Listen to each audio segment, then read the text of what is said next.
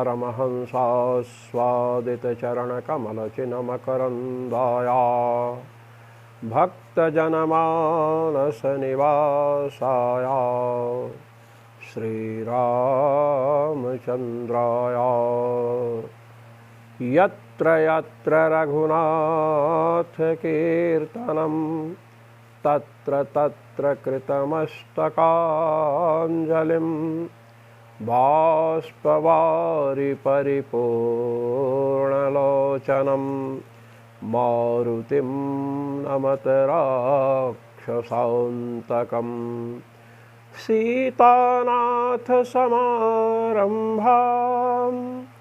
रामानन्दार्यमध्यमाम् अस्मदाचार्यपर्यन्तां वन्दे गुरुपरम्परां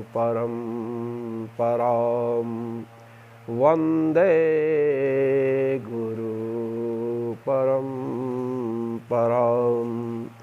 सर्वेश्वर श्रीरघुनाथो विजयते तराम् चरणादिति चेन्ना तदुपलक्षणार्थेति कार्ष्णाजिनिः। तृतीय अध्याय के प्रथम पाद का 9वां सूत्र है। चर्चा चल रही थी कृतात्ययाधिकरण में जीव जब स्वर्गादि सुखों को भोग करके लौटता है तो भोगने से अवशिष्ट जो कर्म है उनको साथ लेकर के आता है और उन कर्मों के प्रभाव से ही यदि पुण्य कर्म है तो ब्राह्मण आदि योनियों को प्राप्त करता है और यदि पापात्मक कर्म है तो कुत्ता, बिल्ली, चांडाल आदि योनि को शरीर को प्राप्त करता है। यह बात अभी तक सब प्रमाण सिद्ध की गई। अब इस पर पूर्व पक्षी शंका कर रहा है। चरणादिति चेत, यहाँ तक पूर्व पक्ष है सूत्र में, और चरणादिति चेत न, अब यहाँ ना से सिद्धांत पक्ष है। न कारण क्यों, क्या कारण है? कहते तदुपलक्षणार्थ इति कार्ष्णाजिनिः। शंका करने वाले का हृदय क्या है, इस पर भगवत्पाद श्री स्वामी रामानंदाचार्य जी महाराज कह रहे हैं कि जो आपने रमणीय चरणाः रमणां योनिम आपद्देरन, कपूय चरणाः कपूयां योनिम आपद्देरन। रमणीय चरण अर्थात भोगने से अवशिष्ट जो पुण्य कर्म हैं उनके बल से ब्राह्मणादि योनि को प्राप्त करते हैं। भुक्ता अवशिष्ट जो पापात्मक कर्म हैं उनके द्वारा कुत्ता, बिल्ली आदि योनि जो पाप योनियां हैं उनको प्राप्त करते हैं। इस पर शंका कर रहे हैं। ननु रमणीय चरणा रमणीयां योनिम आपद्देरन इति श्रुतस्य चरणपदस्य अनुशयकर्मार्थकत्वम् अंगीकृत्य सानुशयानाम् अवरोहणं यदुक्तं तन्नोपपद्यते। कहते हैं रमणीय चरणाः रमणीयां योनिम आपद्देरन। रमणीय चरण अर्थात पुण्य कर्म वाले पुण्य योनियों को ब्राह्मण आदि शरीरों को प्राप्त करते हैं, और पाप कर्म वाले कपूयाम,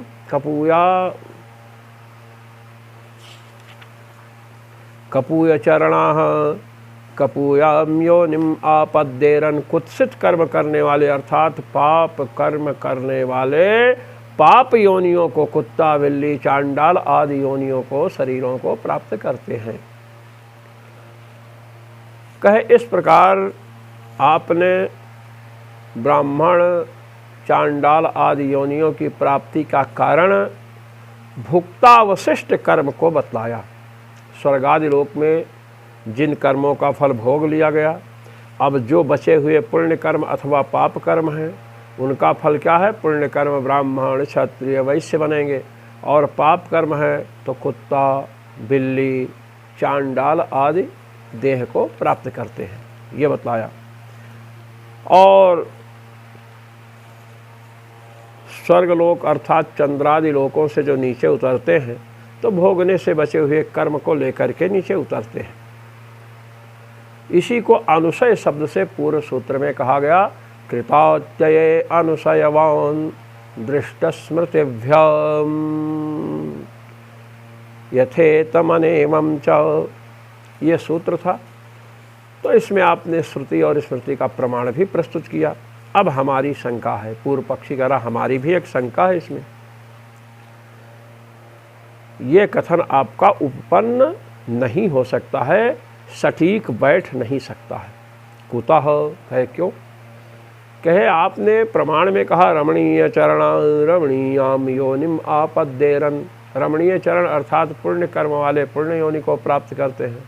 कपूय चरणाः, कुत्सित कर्म करने वाले अर्थात पाप कर्म करने वाले कपूयाम योनिम आपद्देरन, कुत्सित योनि को, निकृष्ट शरीर को, कुत्ता बिल्ली आदि के शरीर को प्राप्त करते हैं। आपने बात कही है। कहे हाँ, कहे ये बात सही नहीं है। क्यों? रमणीय चरणाः में चरण का अर्थ आपने, रमणीय का अर्थ तो अच्छा किया और चरण का अर्थ आपने कर्म किया, अर्थात चंद्रलोक आदि लोक जितने भी हैं, चंद्रलोक हो, वरुण लोक हो, कुबेर लोक हो, इन लोकों में जाने पर कर्मों के फल का भोग हुआ। जो शेष कर्म बचे उन शेष कर्मों को ही रमणीय चरणाः में पुण्य कर्म कहा गया। जो अच्छे कर्म हैं उनसे ब्राह्मण आदि योनि को प्राप्त हुआ, और जो भोगने से बचे हुए पाप कर्म हैं उनके आधार पर कुत्सित योनि, निंदित योनि को, कुत्ता चांडाल बिल्ली आदि की योनि को प्राप्त होता है। ये कहा आपने। कहे हाँ। कहे बस एक बात आप समझ लीजिए कि चरण शब्द का अर्थ जो आपने कर्म किया है यही सबसे बड़ी आपकी गड़बड़ी है। पूर्व पक्षी का कहना है चरण शब्द का अर्थ कर्म कहाँ होता भाई? चरणस्य आचारात्मकस्य कर्मणो ब्राह्मणादि योनि प्राप्ति हेतुभूतस्य अनुशयादतिरिक्तत्वादिति चेत। कहे कि चरण जो है, चरण माने आचारात्मक कर्म,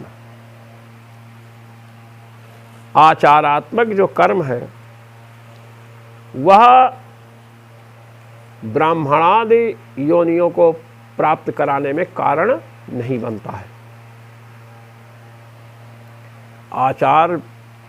आचारात्मक जो कर्म है ना वह ब्राह्मणादि योनियों की प्राप्ति में कारण नहीं बनता है। रमणीय चरणाः में चरण का अर्थ है आचार, तो आचारात्मक जो कर्म है वह ब्राह्मणादि शरीर की प्राप्ति में कारण नहीं बनता है।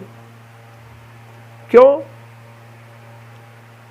क्योंकि आपने कहा है कि जो चंद्रलोक वरुण लोक कुबेर आदि लोकों में जो फल को भोगा है, अब जो अवशिष्ट फल हैं उन्हीं को लेकर जीव लौटता है।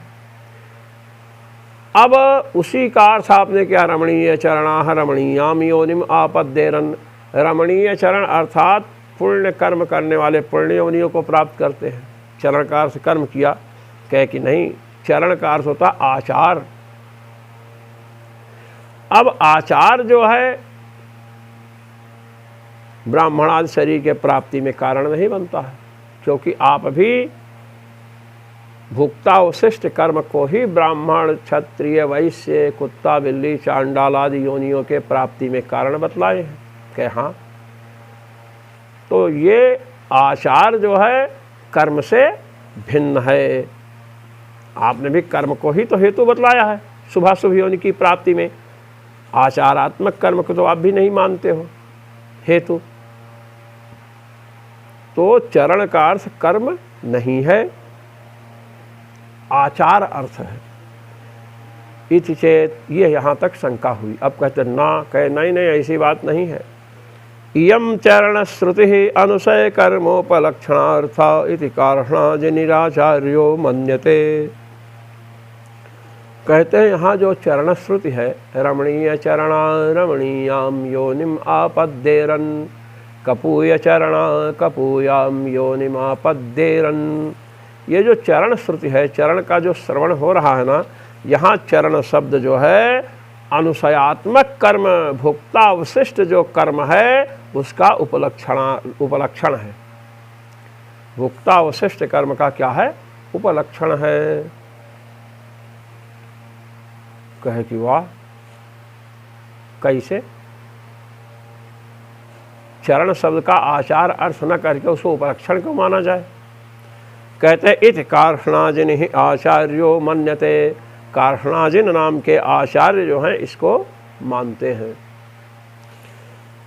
कार्ष्णाजिनी नाम इसलिए पड़ा क्योंकि कृष्ण मृग चर्म पर बैठ करके बड़ी साधना करते थे, बहुत शास्त्र का चिंतन करते थे, परमात्मा का चिंतन करते थे। तो कृष्णाजिन पर बैठकर शास्त्र का चिंतन, भगवान का चिंतन करने के कारण इनका नाम कार्ष्णाजिनी पड़ा। अथवा कृष्णाजिन इनके पिता का नाम था। कृष्ण मृग चर्म पर बैठने के कारण उनको कृष्णाजिन कहने लगे। हम लोग वाराणसी में पढ़ते थे, तो वाराणसी में एक महाशय जी थे, हमने तो दर्शन नहीं किया, उनको कोटि कोटि प्रणाम है। किंतु हमारे गुरुदेव अयोध्या में सीढ़ीपुर मंदिर में श्री राम लखन पाठक जी रहते थे, उन्होंने उनके विषय बतलाया। उनके पास कोई भी पढ़ने जाए तो कहते रहे आइए महाशय, विराजिए महाशय, महाशय आपका क्या नाम है? सबको महाशय शब्द से संबोधित करते थे। कोई दूसरा तो महाशय नहीं बन पाया, उल्टे लोग उनको ही महाशय कहने लगे। लोग पूछे कहाँ गए थे पढ़ने? कहे महाशय जी कहाँ गए थे। ये देखिए, यदि आपको किसी को सम्मान देना है और दे रहे हैं तो सम्मान आपको ही लौट करके मिलता है। तो कार्ष्णाजिन, कृष्ण अजिन पर इनके पिताजी बैठते थे, इसलिए उनका नाम कृष्णाजिन पड़ गया। और कृष्णाजिनस्य अपत्यम कार्ष्णाजिनि, जैसे दशरथ से अपत्यम दाशरथी, दशरथ जी के पुत्र को दाशरथी कहते हैं, वैसे कृष्णाजिन के पुत्र को कार्ष्णाजिन कहते हैं। तो कार्ष्णाजिन आचार्य मानते हैं कि उपलक्षणार्थक है। अब उपलक्षण क्या है? देखिए, उपलक्षण के कई रूप हैं। एक विशेषण होता है, एक उपलक्षण होता है। विद्यमानत्वे सत इतर व्यावर्तकत्वम विशेषणत्वम, जो विद्यमान होकर के दूसरों से भेद का ज्ञान कराए उसे विशेषण कहते हैं। जैसे पीला वस्त्र मैं पहन रखा हूँ, दुकान में गए, कहे पीत वस्त्रम देहि, पीला वस्त्र दो, तो जहाँ सफ़ेद लाल काले जितने हरे जितने वस्त्र रखे हों उसको नहीं दिखाएगा, आपको पीला वस्त्र ही दिखाएगा। तो वस्त्र में जो पीतत्व विशेषण है वह विद्यमान है ना, विद्यमान होकर के हरित नील इत्यादि वस्त्रों से व्यावर्तन करता है, भेद कराता है, इसे विशेषण कहते हैं। अविद्यमानत्वे सत इतर व्यावर्तकत्वम उपलक्षणत्वम, जो विद्यमान न हो किंतु दूसरों से भेद का ज्ञान कराए उसे उपलक्षण कहते हैं। जैसे किसी के घर पर कौवा बैठा है, देवदत्त के घर पर कौवा बैठा हुआ है, यज्ञदत्त आया, उसे देवदत्त के घर का पता नहीं है, आपसे पूछा देवदत्तस्य गृहम कुत्र वर्तते, देवदत्त का घर कहाँ है? आपने संकेत कर दिया, काकवत देवदत्तस्य गृहम, कौवा वाला जो घर है ना वही देवदत्त का घर है। अब वो देखा कौवा बैठा है, चला यहाँ से, वहाँ कौवा उड़ गया किसी कारणवश, तो क्या उस घर में नहीं जाएगा? क्या उसे ये नहीं ज्ञान हुआ ये देवदत्त का घर, ये देवदत्त का घर है? हुआ ना। तो वहाँ कौवा कहाँ विद्यमान है? कौवा तो उड़ गया। तो अविद्यमानत्वे सति इतर व्यावर्तकत्वम उपलक्षणत्वम, जो विद्यमान तो नहीं है अभी वर्तमान काल में, फिर भी अन्य लोगों के घर से उसका व्यावर्तन करता है, पार्थक्य पृथकता बतलाता है, इसलिए वह उपलक्षण है। अब ये तो एक उपलक्षण का प्रकार आपको बताया, दूसरा एक और है। स्वबोधकत्वे सति स्वेतर बोधकत्वम उपलक्षणत्वम। अपना बोधक हो और अपने से भिन्न का भी बोधक हो, उसे उपलक्षण कहते हैं। जैसे माँ ने अपने पुत्र से कहा, काकेभ्यो दधि रक्षताम, कौवों से दही की रक्षा करो, और चली गई। अब बालक कौवा आएंगे तो दही को बचाएगा उनसे,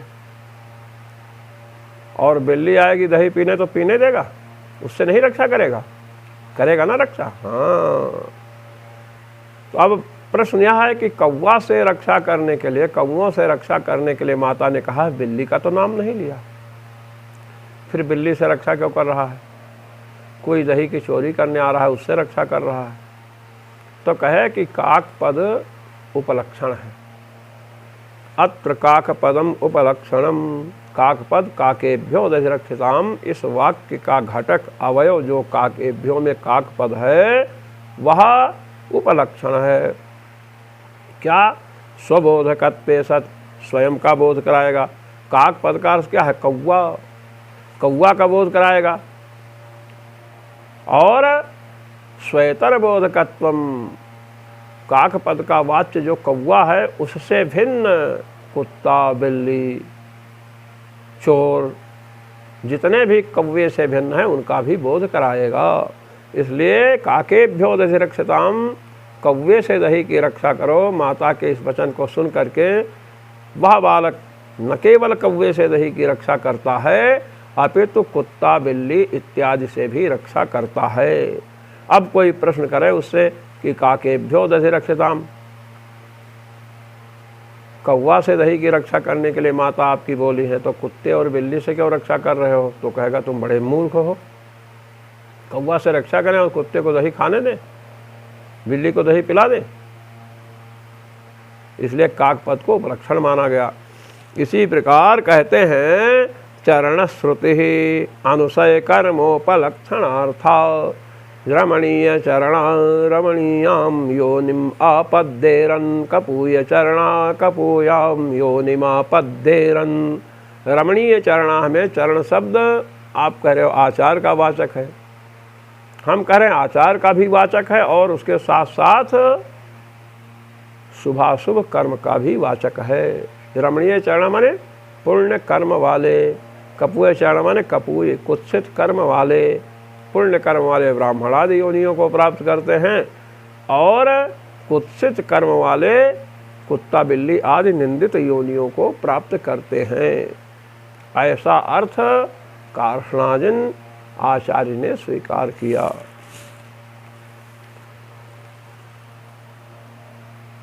कहते हैं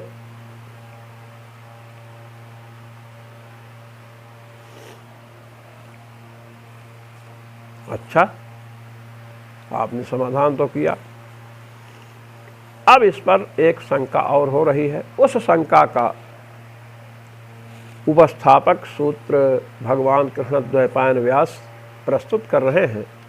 अनर्थक्यम इति चेत, यहाँ तक पूर्व पक्ष है और उत्तर क्या है? न तदपेक्षत्वात्। पूरा सूत्र मिलाकर बोले अनर्थक्यम इति चेत् न तदपेक्षत्वात्। तृतीय अध्याय के प्रथम पाद का 10वां सूत्र है। इस सूत्र की पीठिका क्या है? इस पर भगवत्पाद श्री स्वामी रामानंदाचार्य जी महाराज अपने आनंद भाष्य को प्रस्तुत करते हुए बतला रहे हैं। ननु श्रुतस्य चरणस्यैव सदाचार दुराचारात्मकस्य ब्राह्मणादि स्वसूकरादि सदसदयोनि प्राप्ति हेतुत्वेन श्रुतस्य अनुशय कर्मोपलक्षकत्वे तु अकिंचित करत्वेन अनर्थक्यम स्यादिति चेत्। पूर्व पक्षी ने एक प्रश्न किया कि जो रमणीय चरणा रमणीयाम योनिम आपद्येरन, कपूय चरणा कपूयाम योनिम आपद्येरन, ये जो श्रुति आई है उस श्रुति में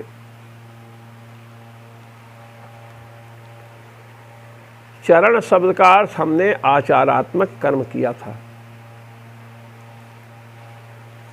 और चरणम आचारः शीलम इत्येते पर्यायाः प्रसिद्ध है। चरण, आचार और शील ये सब पर्यायवाची हैं। तो मैंने किया ये अर्थ। चरण का अर्थ है आचारात्मक कर्म। अब आचार दो प्रकार का होता है, दुराचारात्मक और सदाचारात्मक। वही बता रहे हैं, सदाचार और दुराचारात्मक जो आचार है वह चरण श्रुति का अर्थ है, और वही ब्राह्मणादि सदाचार है तो ब्राह्मण क्षत्रिय वैश्य योनि को प्राप्त होगा, और ये दुराचारात्मक कर्म है तो कुत्ता, सूकर, चांडाल आदि असद योनियों को प्राप्त करेगा। तो रमणीय चरणा रमणीयाम योनिम आपद्येरन, कपूय चरणा कपूयाम योनिम आपद्येरन, इस श्रुति से यही बतलाया जा रहा है कि सुंदर आचार वाले, सुंदर आचारात्मक जिनका कर्म है वो ब्राह्मणादि योनि को प्राप्त करते हैं। जिनका निंदित आचार है अर्थात जो दुराचारी हैं वे कुत्ता, बिल्ली, चांडाल आदि योनियों को प्राप्त करते हैं। यह उसका अर्थ है। तो वह जो श्रुति है वह श्रुति यही बतला रही है, छांदोग्य, भगवती छांदोग्योपनिषद यही निर्देश कर रही हैं कंठतः कि सदाचारी को ब्राह्मणादि योनियों की प्राप्ति होती है और दुराचारी को कुत्ता, बिल्ली, चंडाल आदि योनियों की प्राप्ति होती है। अब आप रमणीय चरणा में चरण का अर्थ अनुशय कर रहे हो, भोक्ता अवशिष्ट कर्म कर रहे हो, तो ये बात तो ठीक नहीं है भाई। उपलक्षण ये तो नहीं जहाँ चाहो वहाँ उपलक्षण मान लो, जहाँ चाहो वहाँ लक्षणा कर दो। लक्षणा का भी कोई बीज होता है, कारण होता है। गंगायाम घोषा में लक्षणा की गई, गंगा पद की गंगा तट में लक्षणा है भाई। तट गंगायाम घोषा कहा गया, गंगा में घर है। घोषा आभीर पल्ली स्यात्, आभीरों का घर है। आभीर ने कह दिया गंगा में घर है, तो पूछा गंगा में घर है कि गंगा तट पर घर है। गंगा में जल प्रवाह, भगीरथ खाता वच्छिन्न वारि प्रवाह विशेष को गंगा कहते हैं। अब गंगा में घर तो रुक नहीं सकता है, तो कैसे गंगा में घर बतला रहे हो? कहे कि बाध है ना, तो गंगा तट पर लक्षणा की गई गंगा पद की। अब कहते हैं जब गंगा तट पर ही घर को बतलाना है तो गंगा तटे घोषा ये कह दीजिए। तब कहते हैं गंगा तटे घोषा कहने पर गंगा का तट तो 1 किलोमीटर 2-2 किलोमीटर तक होता है। वर्षा में भर जाती है गंगा जी वहाँ तक, तो गंगा तट है। तो 1-2 कोस दूर अगर घर है, 2 किलोमीटर दूर है, तो गंगा जल की शीतलता वहाँ पता चलेगा? नहीं चलेगा। गंगा जल की जो पावनता है वो पावनता भी उस घर में भाषित होगी? नहीं होगी। इसलिए कह दिया गंगायाम घोषा, गंगा में ही घर है, अर्थात गंगा के अत्यंत समीपवर्ती तट पर घर है। अब इससे लग रहा है गंगा की शीतलता भी खूब मिल रही है, गंगा की शीतलता भी खूब मिल रही है और गंगा की पावनता, घर अत्यंत पवित्र हो रहा है गंगा जी का सानिध्य प्राप्त करने से। ये बतलाया गंगा जी का बड़ा महत्व है। तो वहां पर शैत्य पावनत्वादि का बोध गंगा तटे घोषा कहने से हो ही यह निश्चित नहीं है। इसलिए शैत्य पावनत्वादि विशिष्ट जो है घर है, गंगानिष्ठ शैत्य और गंगानिष्ठ जो पावनत्व है उससे विशिष्ट घर भी हो रहा है। इसको बतलाने के लिए गंगायाम घोषा ये लक्षणा की गई। रमणीय चरणा रमणीयाम योनिम आपद्येरन, पुण्य आचार सदाचारी लोग ब्राह्मणादि योनि को प्राप्त होते हैं, तो सदाचारात्मक जो कर्म है उसको ब्राह्मणादि योनि का प्रापक बतलाया गया, ब्राह्मणादि योनियों का कारण बतलाया गया। दुराचारात्मक कर्म को कुत्ता, बिल्ली, चांडाल आदि शरीरों की प्राप्ति का कारण बतलाया गया। ये भगवती श्रुति बतला रही हैं। और आप कार्षणजन जैसे आचार्य चरण को उपलक्षण मान रहे हो, चरण की लक्षणा आप कर रहे हैं किसमें? भुक्तावशिष्ट कर्म में, केवल अपनी बात सिद्ध करने के लिए। यह ठीक नहीं है। ये किसने कहा? पूर्व पक्षी ने कहा। ननु श्रुतस्य चरणस्यैव सदाचार दुराचारात्मकस्य ब्राह्मणादि स्वासुकरादि सदसदयोनि प्राप्ति हेतुत्वेन श्रुतस्य अनुशय कर्मोपलक्षकत्वे तु अकिंचित करत्वेन अनर्थक्यम स्यात्। अगर चरण पद की, जैसे गंगा पद की गंगा तट में लक्षणा की गई, ऐसे चरण पद की आप लक्षणा मानोगे भुक्तावशिष्ट कर्म में, तो चरण शब्द के प्रयोग की क्या आवश्यकता थी भगवान व्यास को? भगवान व्यास ने चरण शब्द का प्रवेश किया है। भगवान व्यास नहीं, भगवती श्रुति ने रमणीय चरणा रमणीयाम योनिम आपद्येरन कपूय चरणा कपूयाम योनिम आपद्येरन। भगवती श्रुति कंठतः, छांदोग्य भगवती कंठतः कह रही हैं चरण शब्द का प्रयोग करके। चरण से आचार को न लेकर के भुक्तावशिष्ट कर्म ही लेना होता, जिसे अनुशय कहते हैं।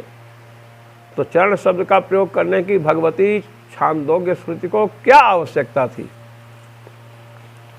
अनर्थक उसका हो जाएगा, सीधे भुक्तावशिष्ट कर्म शब्द कह देती। रमणीय कर्म, रमणीय चरण माने रमणीय कर्म, सुंदर कर्म वाले, पुण्य कर्म अर्थ निकल जाता। चरण शब्द करने का प्रयोग करने की क्या आवश्यकता थी? चरण शब्द का प्रयोग, चरण 3 शब्द हैं, और कर्म का प्रयोग करोगे तो का और मा और आधा रेफ 2.5, तो 2.5 शब्दों का प्रयोग कर देती भगवती श्रुति। उन्होंने 3 वर्णों का प्रयोग किया, 3 शब्दों का प्रयोग किया, चरण चरण, तो उसका तो अनर्थक है। कहते हैं इति चेत, ये पूर्व पक्ष हुआ। कहते हैं न तदपेक्षत्वात्, कहे चरण जो आप बात कह रहे हो चरण शब्द का अनर्थक, चरण शब्द का प्रयोग अनर्थक हो जाएगा, कहे ये बात नहीं है, उसकी अपेक्षा है। कहे चरण शब्द से आचारात्मक कर्म, कहे हाँ उसकी अपेक्षा है। कहे क्यों? कहे सुनो, सुख साधनस्य इष्टापूर्तादेह पुण्यकर्मणश्चरण पदाभीताचार निवर्त्यत्वेन आचारापेक्षत्वात् तस्य चार्थवत्वादिति। भगवत्पाद श्री स्वामी रामानंदाचार्य जी महाराज कह रहे हैं कि सुख का साधन क्या है? इष्टापूर्त, इष्ट अध्ययन, अध्यापन, दान देना, और पूर्त कर्म कहते हैं तालाब खुदवाना, पुष्कर, वापी, कूप, तड़ाक, कुआं बना दिए, लोग आकर जल पी रहे हैं। तड़ाक, तालाब बनवा दिए, पशु पक्षी आकर जल पी रहे हैं, तो इससे पुण्य होता है। तो इष्टापूर्त जो कर्म है, पुण्य कर्म, ये दुराचारी तो नहीं कर सकता है ना।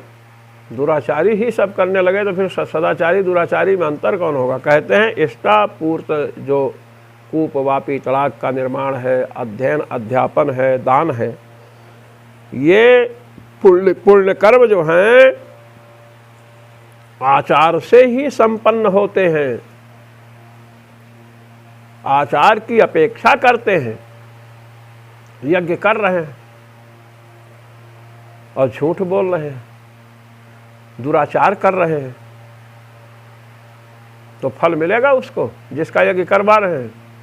भागवत कथा कर रहे हैं, कोई कथा कर रहे हैं और ड्रिंकिंग कर रहे हैं, शराब पी रहे हैं, तो उस शराबी के द्वारा कही गई कथा का प्रभाव पड़ेगा, लोग जाएंगे।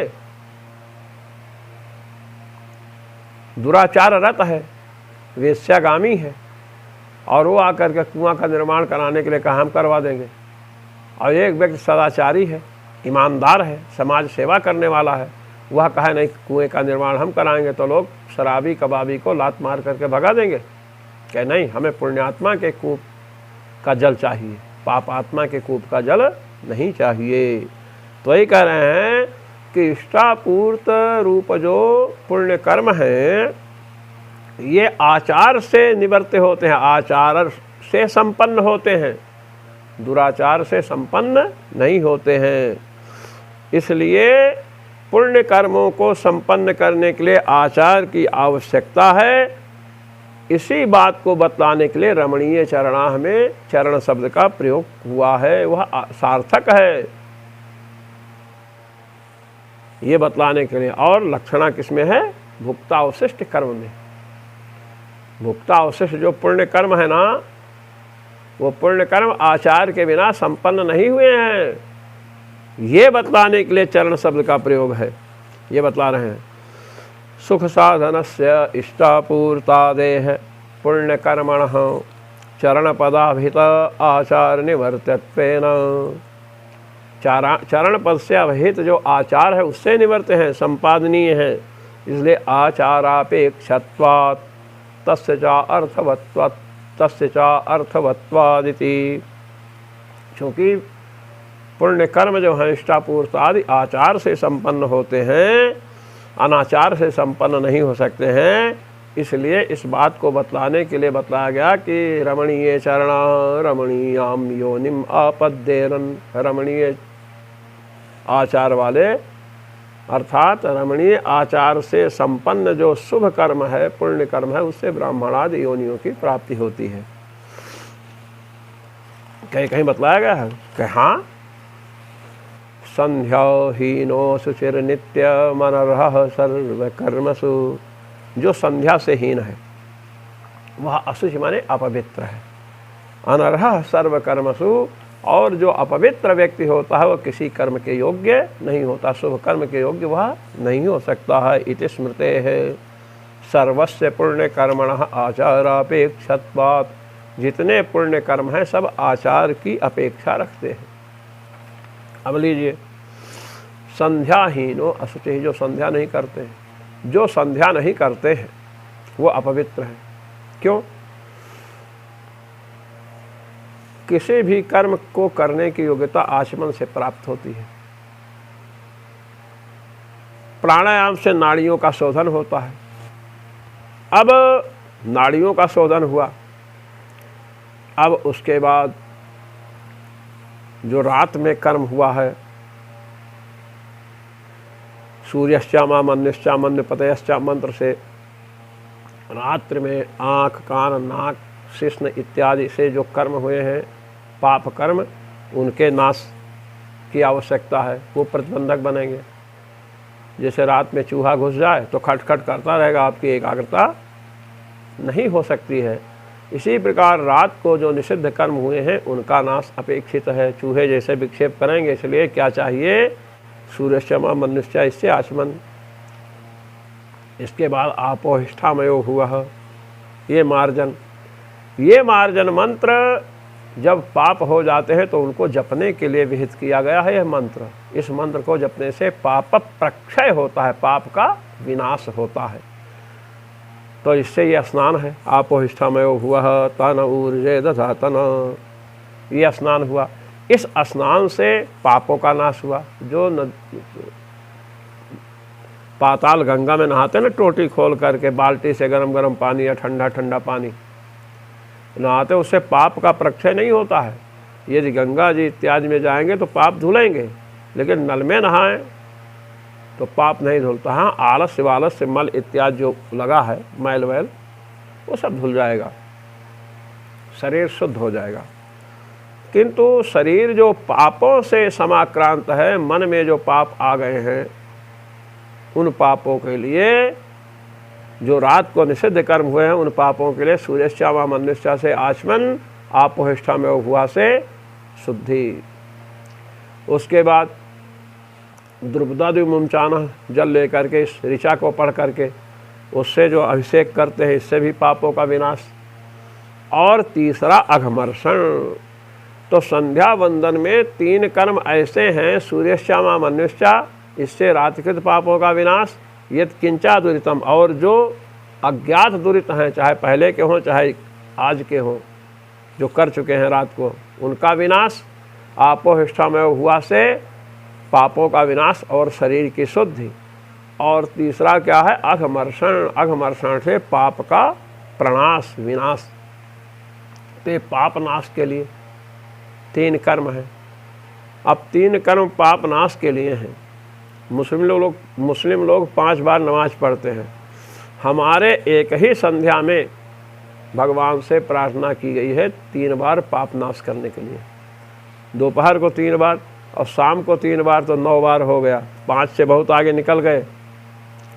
उसके बाद सूर्योपास्थान। हिंदुओं में सूर्योपास्थान, सूर्य को देखकर भगवान सूर्य को नमस्कार।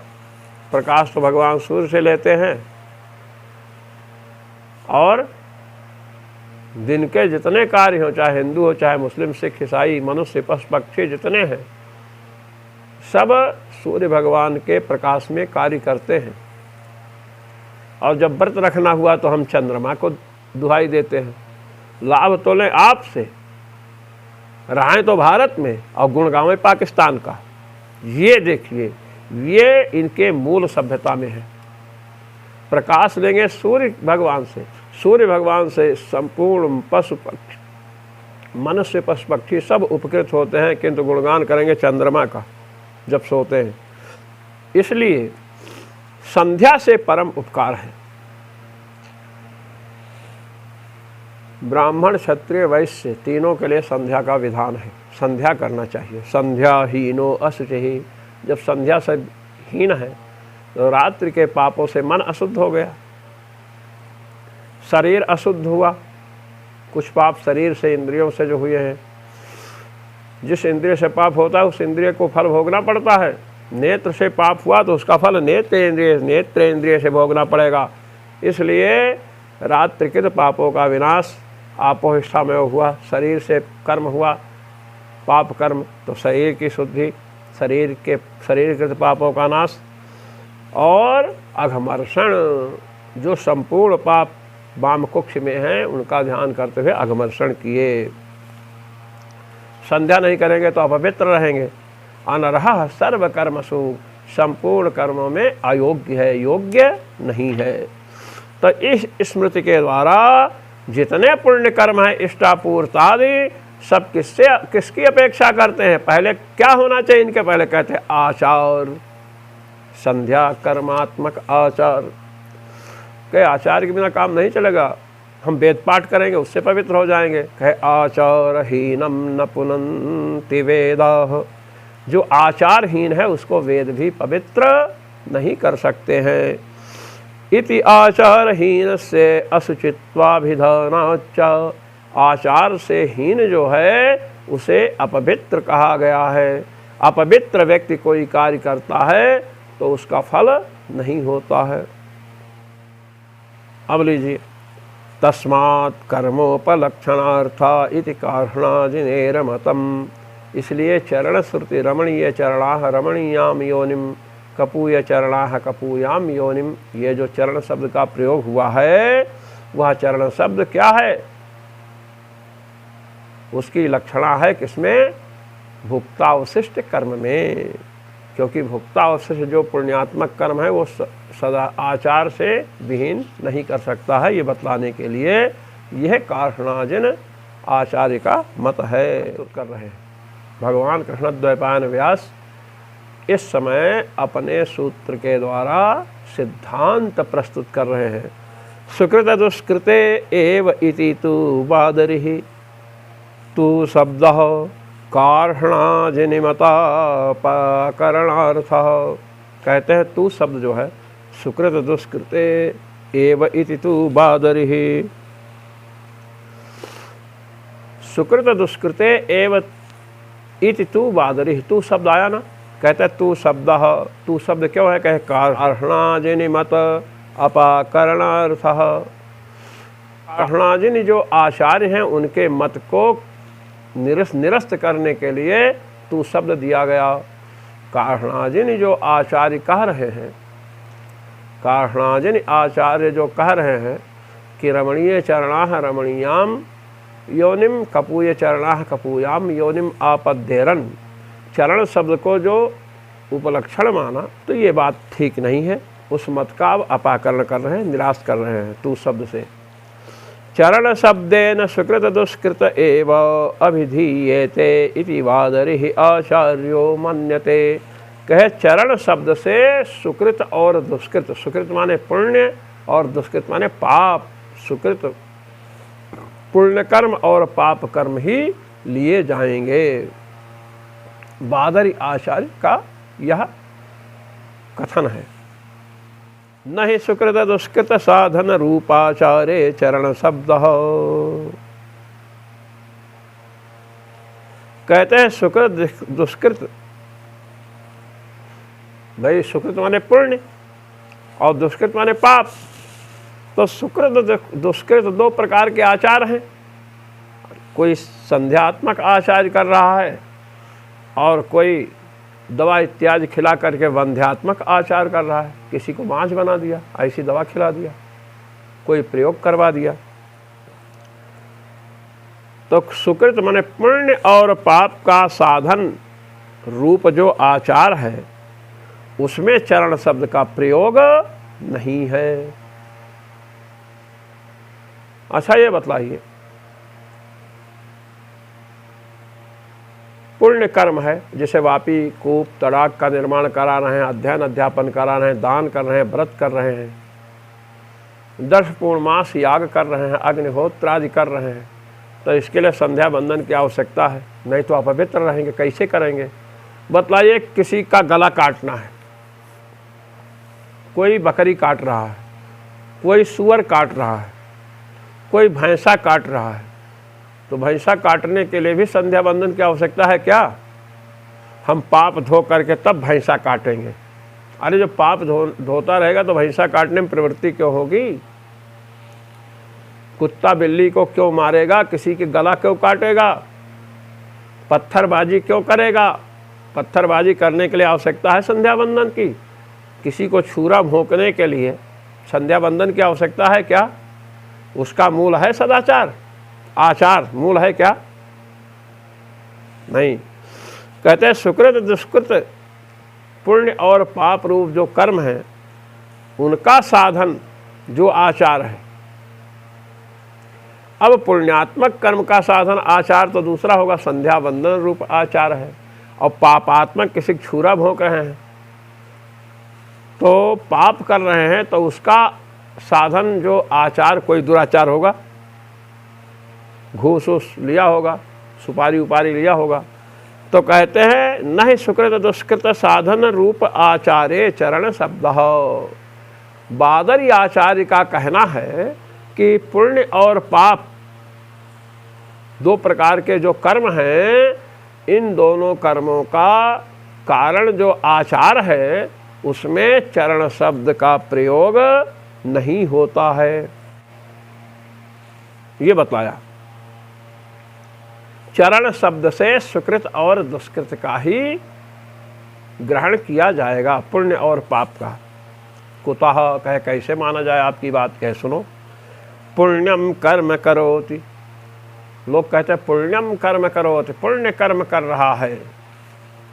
तो दूसरा आकर के कहा कि वाह भाई, धर्मम चरति, धर्म का आचरण कर रहा है।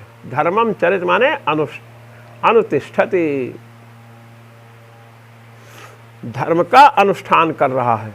पुण्यम कर्म करोति, अग्निहोत्र या 10 पूर्णमास कर रहे हैं, आकर के देखे कहे वाह पुण्यम कर्म करोति। गरीबों को भोजन करा रहे हैं, साधु महात्माओं की सेवा कर रहे हैं, खूब भोजन करा रहे हैं, भंडारा कर रहे हैं तीर्थों में जाकर, तो कहते हैं पुण्यम कर्म करोति, पुण्य कर्म कर रहे हैं। दूसरे ने कहा हाँ धर्मम चरति, धर्म का अनुष्ठान कर रहे हैं, इससे बड़ा धर्म क्या होगा? धर्म कर रहे हैं। तो पुण्यम कर्म करोति, इसके स्थान पर धर्मम चरति ये प्रयोग होता है, लोक में देखा जाता है। इसलिए पुण्य कर्म की जगह धर्म का प्रयोग किया। धर्मम चरति, पुण्यम कर्म करोति और धर्मम चरति, पुण्य कर्म कर रहे हैं और धर्मम चरति। अब चर धातु का प्रयोग किया है, चर धातु से ही चरण शब्द बनता है। तो चरण शब्द कर्म के अर्थ में प्रयुक्त हुआ कि नहीं? पुण्य कर्म कर रहे हैं, उसका व्याख्यान कर रहे हैं, धर्म कर रहे हैं। भाई पुण्य कर्म करोति, संपादित कर्म संपादन कर रहे हैं, और धर्म, पुण्य कर्म को धर्म शब्द से कहा, और करोति जो क्रिया है ना, कर्म, कर्मात्मिका कर्म, पुण्य कर्म को कर रहे हैं, करना भी क्रिया है, उसके लिए चरति शब्द का प्रयोग किया। धर्मम चरति, पुण्यम कर्म करोति, पुण्य कर्म के लिए धर्म शब्द धर्मम कहा, और करोत के लिए कहा चरति। तो कर्म में प्रयुक्त है यहाँ कि नहीं चरति शब्द? चर धातु कर्म अर्थ में प्रयुक्त है। संपादन रूप क्रिया जो है कर्म, इस अर्थ में प्रयुक्त है। इसलिए रमणीय चरणाः, रमणीय कर्म वाले, रमणीय कर्म जिन्होंने किया है, रमणीय कर्म का संपादन किया है, रमणीय का संपादन करने वाले। तो रमणीय क्या होगा? कर्म ही तो होगा। तस्मान मुख्य एव चरण शब्द कर्माभिधायकः, इसलिए मुख्य ही चरण शब्द मुख्यतया लक्षणा वृत्ति से नहीं, अभिधा वृत्ति से चरण शब्द किसका अभिधायक है? कर्म का अभिधायक है। तो बादई आचार्य ने अपने मत की पुष्टि में कहा कि जो इष्टापूर्तादि कर्म करते हैं, पुण्य कर्म करो तो उसको लौकिक लोग देखने वाले क्या कहते हैं? धर्मम चरति एष महात्मा, ये पुण्यात्मा धर्म का आचरण कर रहे हैं। एष पुण्यात्मा धर्मम चरति, ये पुण्यात्मा धर्म कर रहा है। अब आचार क्या है? आचार आपने कहा संध्याहीनो सुचिर नित्यम अनर्हः सर्व कर्मसु, संध्या से जो हीन है वह अपवित्र है, किसी कर्म के योग्य नहीं है। संध्या कर्म को आचार में माना, ये आचार है। तो आचार है, ये आचार कर्म है कि नहीं? पहले ये बतलाओ। संध्या रूप जो कर्म है, आचमन कर रहे हैं, कर्म है कि नहीं? प्राणायाम कर रहे हैं संध्या बंदन में, कर्म है कि नहीं? सूर्यश्यामा मनुष्य से आचमन किए, आपोहिष्ठामय हुआ से आपोहिष्ठामय हुआ ताना ऊर्जे धातन, इससे मार्जन किए भी तो कर्म है। और द्रुपदा दिव उमचाना से जो फिर अभिषेक किए, यह भी कर्म, अघमर्षण भी कर्म। आचार कह रहे हो कर्म नहीं, चरण शब्द का अर्थ कर्म नहीं है, आचार है। आचार कर्म नहीं है क्या? आचार भी कर्म है। अब संध्या पापाचार है कि सदाचार है, ये बतलाओ। पुण्य कर्म है कि पाप कर्म है? आप ही बतलाओ। संध्या करने से पुण्य होता है कि नहीं, ये बात अलग है। संध्या बंदन जो कर रहे हैं, दुरित का नाश कर रहे हैं ना, और संध्या बंदन नहीं करेंगे तो पाप संचित रहेगा ना, पाप का नाश नहीं होगा। और कहते हैं, जो लोग कहते हैं संध्या करने से पुण्य नहीं होता है और नहीं करें तो पाप लगता है, अरे मतिमन, जो रात्रि कृत पाप है संध्या कर्म से नष्ट होते हैं। आपोहिष्ठामय भुवः ताना ऊर्जा, तो इससे शरीर कृत पाप नष्ट हुए, और अघमर्षण से संचित पाप नष्ट हुए। जो प्राणायाम है, प्राणायाम करेंगे तो नाड़ी शोधन होगा, और नाड़ी शोधन होंगे तो स्वस्थ होंगे कि नहीं? मान लीजिए कि आप 1 मिनट में 20 श्वास लेते हैं, और आपने 1 मिनट तक प्राणायाम किया तो 20 श्वास बचाया आपने कि नहीं? तो पुण्य से आयु बढ़ती है, तो पुण्य का संपादन हुआ कि नहीं? किसी प्रकार आपके शरीर की आयु बढ़ी, आपकी आयु बढ़ी, आपका शरीर निरोग रहा। पुण्य का कार्य क्या है? पुण्य होने से निरोग काया मिलती है, पुण्य होने से अकाल मृत्यु टरती है, जल्दी मृत्यु नहीं होती है। तो ये सब कार्य तो पुण्य क्यों नहीं होता? संध्या बंदन से, संध्या बंदन से पुण्य होता है। ये पुण्य दूसरे प्रकार का है। अग्निहोत्र और दर्श मासादि से जो पुण्य होता है वह दूसरे प्रकार का है, यह पुण्य दूसरे प्रकार का है। अस्तु, तो ये बता रहे हैं यहाँ पर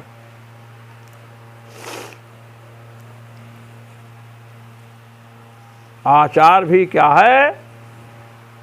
धर्म ही है। अब कहे कि अच्छा ये बताइए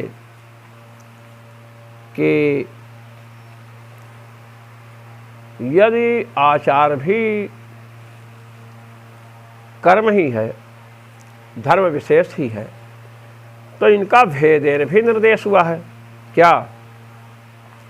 यानि अनवद्यानि कर्माणि तानि सेवितव्यानि नो इतराणि। जो अनवद्य कर्म हैं, अनिंदित कर्म हैं, उनका सेवन करना। गुरुदेव अपने शिष्य को समझा रहे हैं, पढ़ लिख करके तैयार हुआ घर जाने के लिए, अब संकल्प कर चुका है, तो कह रहे हैं यानि अनवद्यानि कर्माणि तानि सेवितव्यानि। गुरुकुल में आप लोग रहे हो, हमारे जो अनवद्य अनिंदित कर्म हैं उनका सेवन करना, उनको करना। नो इतराणि, हमसे प्रमाद में कोई कार्य हुआ हो तो उसको अपने जीवन में शिष्यों मत उतारना। और यानि अस्माकं सुचरितानि, जो हमारे सुंदर आचरण हैं, तानि त्वयोपास्यानि, जो हमारे सुचरित हैं, सुंदर आचरण हैं, सुंदर आचरण हैं, उनको क्या करना? त्वया उपास्यानि, तुम लोग उसका उसकी उपासना अर्थात उसका अनुष्ठान करना। हमारे सुंदर चरित्र को, सुंदर आचरण को अपने जीवन में उतारना। तो सुंदर आचरण को अपने जीवन में उतारना, और जो हमारे निंदित कर्म हैं उनको मत लेना, अनिंदित कर्म को लेना। तो आचरण अर्थात आचार और कर्म में भेद का कथन किया गया। आचार और कर्म में भेदेन व्यपदेश हुआ, भेदेन कथन हुआ है। इसलिए आचार और कर्म एक कैसे हो गए? आप तो कह रहे हो कि सुकृत दुष्कृत का, सुकृत और दुष्कृत रूप कर्म का ही वाचक चरण शब्द है। कहते सुनो, ये जो बात आई, जो भेदेन व्यपदेश हुआ, यानि अनवद्यानि तानि सेवितव्यानि नो इतराणि, जो अनवद्य अनिंदित कर्म है उनका आचरण करना। यानि सुचरितानि, जो सुंदर कर्म है, जो अनिंदित कर्म है उनका आचरण करना, अर्थात निंदित का निषेध किया गया। नो इतराणि, और कहा यानि सुचरितानि, जो हमारे सुंदर आचरण हैं उनको अनुष्ठान में लाना, उनको प्रयोग में लेना। तो आचरण को अलग बतलाया गया, अनिंदित कर्म का पृथक उपदेश किया गुरुदेव ने। तो कर्म और आचरण भिन्न भिन्न है, तब न किया। तो कहते हैं इसका उत्तर कि इनमें जो भेद व्यपदेश है, ये सब बातें आगे, भेद व्यपदेश जो है ब्राह्मण परिव्राजक न्याय से है। कहे ब्राह्मण परिव्राजक न्याय, कहे हाँ, कहे कैसे, कहे आगे बतलाएंगे। आइए, तो कृष्णाजिन आचार्य ने जो चरण शब्द की भुक्तावशिष्ट कर्म में लक्षणा की थी, उसको खंडित कर दिया बादरी आचार्य ने। इन्होंने कहा कि सुकृत दुष्कृत में ही जो है चरण शब्द, सुकृत सुंदर कर्म में ही चरण शब्द का प्रयोग होता है, और दूषित कर्म को बताया जाएगा तो उसके लिए कपूयाम। कर्म में सुकृत दुष्कृत रूप जो कर्म है उनमें ही चरण शब्द का प्रयोग है, आचार में नहीं। केवल जो आचार आप मान रहे हो कि आचार में प्रयोग है, क्या ऐसी बात नहीं है। तस्मात् मुख्य एव चरण शब्द कर्माभिधायक, इसलिए मुख्य ही चरण शब्द मुख्य माने मुख्य वृत्तिया माने अभिधाशक्त्या, अभिधाशक्ति से कर्म का अभिधायक है। मुख्य है चरण शब्द, कर्म का अभिधायक है, माने कर्म का प्रतिपादन अभिधाशक्ति से करता है, लक्षणा करने की आवश्यकता नहीं है। सति मुख्यार्थे लक्षणायाः अन्यायत्वात्, यदि अभिधाशक्ति से अर्थ उपलब्ध हो, अभिधाशक्ति से शब्द का अर्थ प्राप्त हो रहा हो, तो वहाँ लक्षणा करना क्या है? अन्याय है। तथा च चरणम अनुष्ठानम कर्म इति च समानार्थकानि, कई लोक में प्रसिद्ध है चरणम अनुष्ठानम कर्म। चरण कहो चाहे अनुष्ठान कहो चाहे कर्म कहो, इति च समानार्थकानि, ये समानार्थक हैं। चरण कर्म अनुष्ठान तो रमणीय चरण माने रमणीय कर्म, रमणीय कर्म वाले। आचारोपि धर्म विशेष एवं, भगवत्पाद श्री स्वामी रामानंदाचार्य जी महाराज ने भी कहा, भगवत्पाद श्री स्वामी रामानंदाचार्य जी महाराज ने कहा आचारोपि धर्म विशेष एवं, जो संध्यादि रूपी आचार आपने पहले बतलाया है स्मृतियों का प्रमाण दे करके, यह भी धर्म विशेष ही है, विशेष धर्म है। कर्म चरणयोर भेद व्यपदेशस्तु, कहे कि कर्म और चरण का भेद व्यपदेश है, भेदतया कथन है। यानि अनवद्यानि तानि त्वया सेवितव्यानि, जो हमारे अनिंदित कर्म है उनका सेवन करना, नो इतराणि, अन्य का सेवन मत करना। यहाँ कर्म का सेवन, अनिंदित कर्म का सेवन करने को बतलाया गया। यानि सुचरितानि, जो सुंदर आचार हैं उनका अनुष्ठान करने को कहा गया। तो आचार और कर्म का भेदेन कथन है, तो दोनों भिन्न है तब न कहा गया, भेदेन कथन किया गया गुरुदेव के द्वारा। कहते ऐसी बात नहीं है कि भेद हो तभी पृथक पृथक कथन किया जाए। कर्माचरणयोर भेद व्यपदेशस्तु ब्राह्मण परिव्राज कन्यायेन उपपद्यते। कर्म और चरण का जो भेद व्यपदेश है, भेदतया कथन है, भेद रूप से पृथक पृथक रूप से कथन है, वह ब्राह्मण परिव्राजक न्याय से है। कैसे? इसी को ब्राह्मण वशिष्ठ न्याय भी कहते हैं। ब्राह्मण परिव्राजक न्याय का उल्लेख भगवत्पाद शंकराचार्य जी ने भी किया है, भगवत्पाद श्री स्वामी रामानंदाचार्य जी महाराज ने भी किया है। ब्राह्मण परिव्राजक न्याय, सर्वे ब्राह्मणाः समागताः परिव्राजकोऽपि समागतः, सर्वे ब्राह्मणाः आगताः परिव्राजकोऽपि समागतः, या परिव्राजकाः अपि समागताः, सभी ब्राह्मण आ गए और परिव्राजक लोग भी आ गए, सन्यासी महात्मा भी आ गए, साधु महात्मा। तब प्रश्न हुआ कि ब्राह्मण और परिव्राजक में कोई अंतर नहीं, क्योंकि परिव्रज्या में ब्राह्मण का ही अधिकार है मनुस्मृति के अनुसार। वाल्मीकि रामायण भी इसमें प्रमाण है। जब श्री जानकी जी के समक्ष रावण उनका हरण करने के लिए सन्यासी रूप में गया, परिव्राजक रूप थे, परिव्राजक का रूप बना करके गया, तो भगवती भास्वती सीता जी ने कहा यम वृषि ब्राह्मण काममास्यताम, हे ब्राह्मण, यम वृषि, ये जो आसन है ना, कामम इच्छानुसारम आस्यताम, यम वृषि ब्राह्मण, ब्राह्मण का संबोधन किया, हे ब्राह्मण देवता आप इस आसन पर विराजमान हो जाएं। तो जानकी जी ने परिव्राजक रूप देख करके ही ब्राह्मण शब्द का प्रयोग कर दिया। अगर क्षत्रिय वैसे भी सन्यासी बनते होते, दंड लेकर गया है, तो कैसे ब्राह्मण शब्द का प्रयोग करती? संदेह होता ना, पता नहीं क्षत्रिय है कि वैश्य है, दंड धारण करके गया है। तो परिव्राजक भी ब्राह्मण ही होता है, इसलिए सर्वे ब्राह्मणाः आगताः, सभी ब्राह्मण आए। इससे ही सिद्ध हो गया कि सन्यासी भी आए। परिव्राजकाः अपि समागताः, परिव्राजक भी आए, सन्यासी भी आए, तो सन्यासी भी तो ब्राह्मण ही सन्यासी बनते हैं। तो कहा ब्राह्मण परिव्राजक न्याय। सन्यासियों की महत्ता गृहस्थों की अपेक्षा अधिक है, इस बात को बतलाने के लिए उनका पृथक कथन किया गया। ब्राह्मण वशिष्ठ न्याय भी इसी को कहते हैं। कहे सर्वे ब्राह्मणाः समागताः वशिष्ठोऽप्यायातः, सभी ब्राह्मण आ गए, वशिष्ठ जी भी आ गए। तब प्रश्न हुआ कि वशिष्ठ जी भी तो ब्राह्मण है, तो सभी ब्राह्मण आ गए, वशिष्ठ जी भी आ गए, ये कहने क्या आवश्यकता थी? कहे वशिष्ठ जी को विशेष महत्व देने के लिए। ये तो जो चरण शब्द है, आचार भी धर्म विशेष ही है। चरण, अनुष्ठान और कर्म ये समानार्थक हैं। जो वहाँ भेदेन व्यपदेश हुआ है, यानि अनवद्यानि तानि त्वया सेवितव्यानि नोचराणि। जो अनिंदित कर्म है उनका सेवन करो। यानि सुचरितानि, जो सुंदर आचरण है उनका सेवन करो। तो ब्राह्मण परिव्राज कन्या, अनिंदित कर्म में तो आचरण भी कर्म विशेष है आ गया, लेकिन आचार को विशेषता बतलाने के लिए वहाँ ये बात कही गई है दोनों कर्म विशेष ही।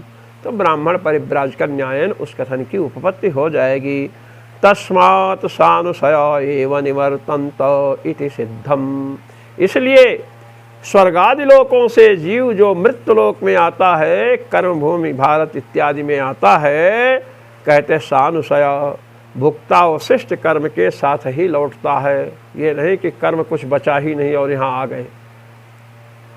ओम पूर्णमदः पूर्णमिदं पूर्णात् पूर्णमुदच्यते पूर्णस्य पूर्णमादाय पूर्णमेवावशिष्यते। ओम शांति शांति शांति।